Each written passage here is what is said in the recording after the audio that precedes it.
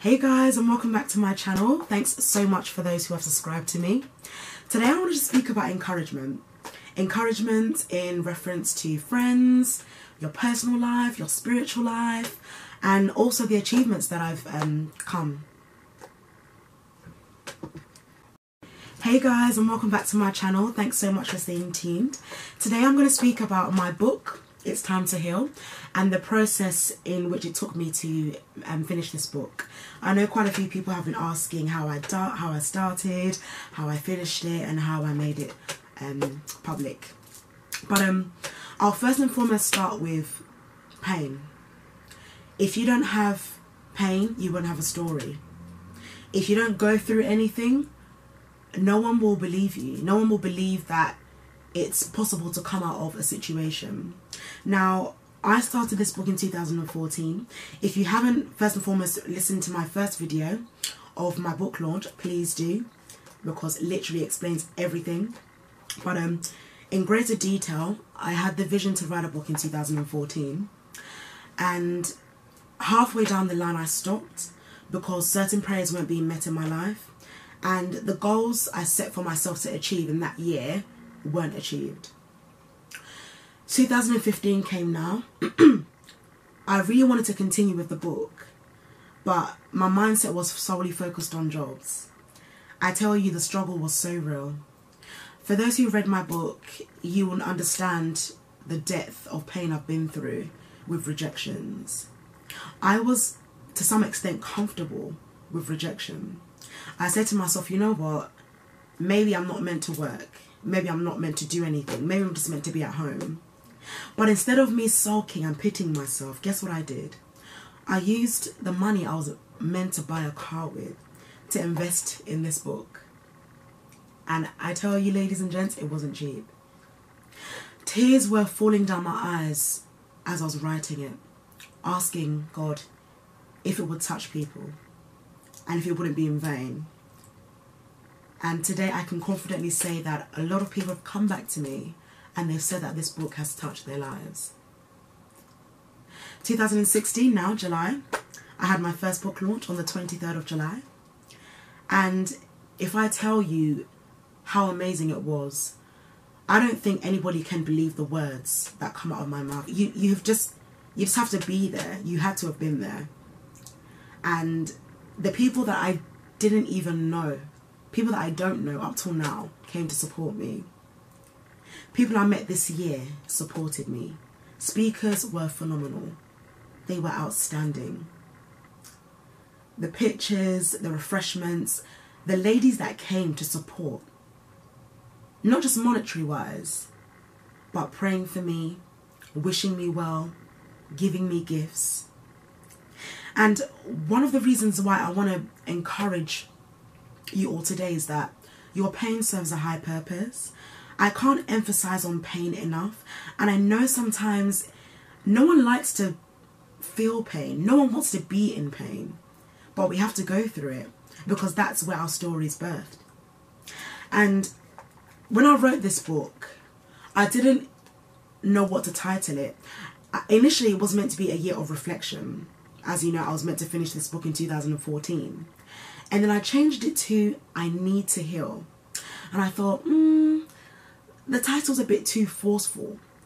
So I thought, change the need to time. Because time gives you the opportunity to change. It's not giving you a fixed date where you have to change, because change is over time. It doesn't happen overnight. It's a process. And I want to use this opportunity to encourage those out there. If you don't know your gift, if you don't know your calling, if you don't know why you're here on earth, don't worry. God will surely reveal it to you in His time. And I also want to encourage those that no matter what you don't have at the moment, don't fret. Let me tell you something. When I was in the process of not working, a dear friend said to me that I'm in a beautiful season. I said, what kind of beautiful season am I in? That I'm not earning anything. And I realized that I was being selfish because at the time I only thought about myself. But then I had to realize that there are people out there who don't have anything. On the way to work, I usually see a lot of people sitting just outside the underground stations begging for money, pleading for money. They put a sign saying, I'm hungry, I have no shelter, I have no home, I have no family. It touches my heart to see things like that, because I've never been through that experience. And referring back to the fact that I didn't see beauty in my joblessness, I realized that everything I needed was already in my house. Everything I desired was already in my house. The camera that I'm using now to record these videos was through an investment. This book that you're seeing here in my hands was an investment. I used the money I saved up to invest in these materials because I didn't want to sit at home not doing anything.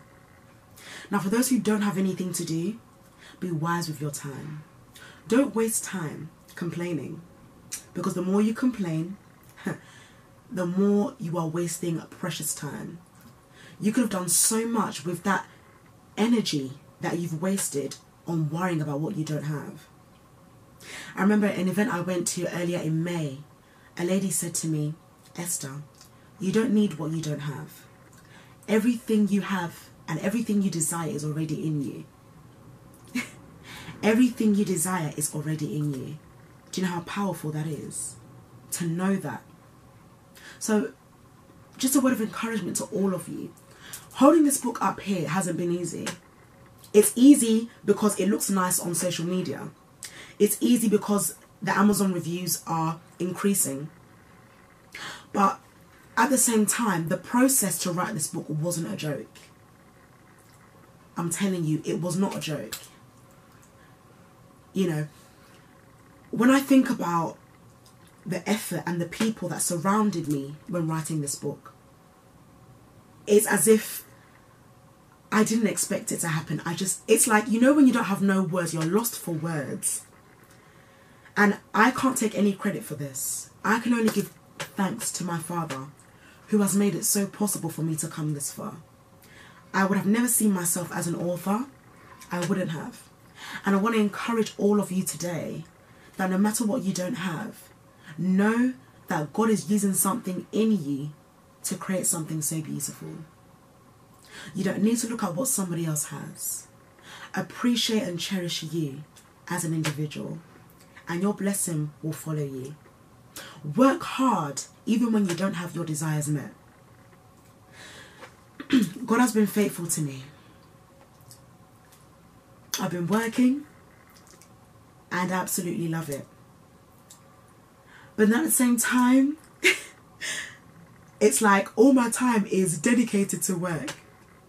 And I'm not saying that I didn't want a job, because, as I said, when you read my book, you will understand the pressure, the stress in looking for a job. But God has unexpectedly blessed me. And I want to take this opportunity to encourage you that whatever you pray for, be careful, because you might just get it. And I want to tell you that in as much as it's good to be blessed, there's also a burden to that blessing. Now, when I think about full-time work, where's the time to spend with family, with friends, to socialise? If you're not working, where's the money coming from? But the good thing about not working is that you have so much time. But that's if you use your time wisely. When you're working full-time, yeah, the money's okay, it's decent, it's good. But where's the time to spend it? You see, it's very easy to complain. And at the time, I didn't understand the beauty of the season I was in. I didn't understand that God wanted me to give him my time. Time, ladies and gents, is so precious. You can't take that for granted. When God gives you the opportunity, maximize it. If you have time on your hands, make the most of it with the Father. Treat someone out to dinner. Make someone's day. Put £10 in someone's envelope. Surprise them. Time is so key, I tell you. And I just want to encourage everybody who's watching this today, do not worry about your tomorrow if you're still in today. I've been learning the importance of just taking deep breaths in and out, because it helps me to just relax, to calm my mind down. Another testimony is my skin.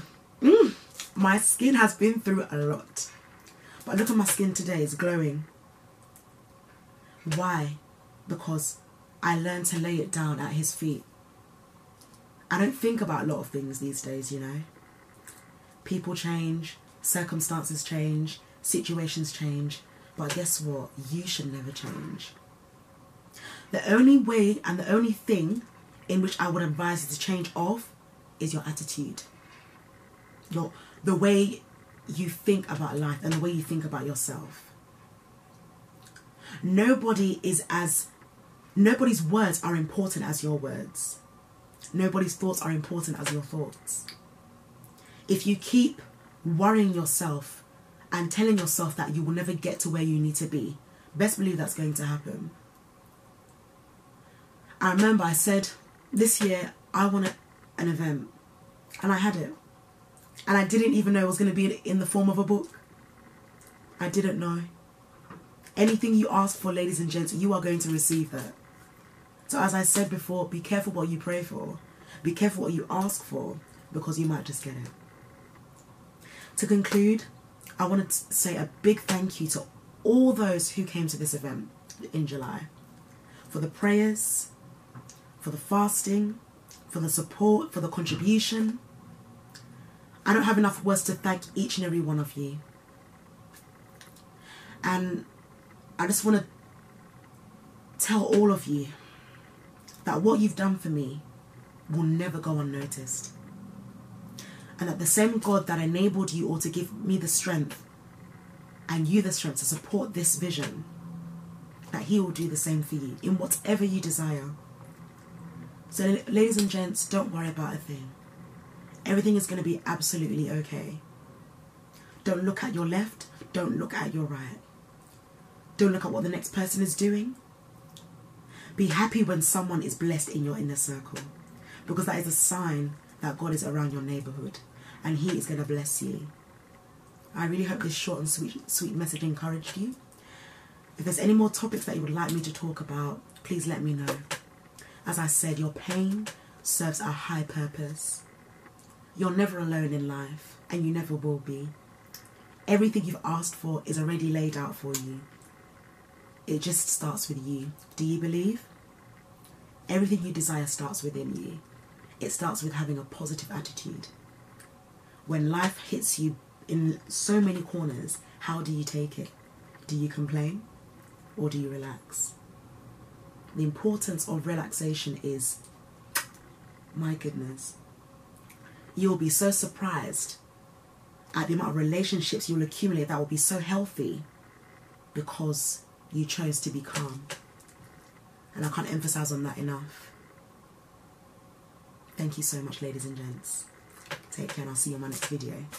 Bye.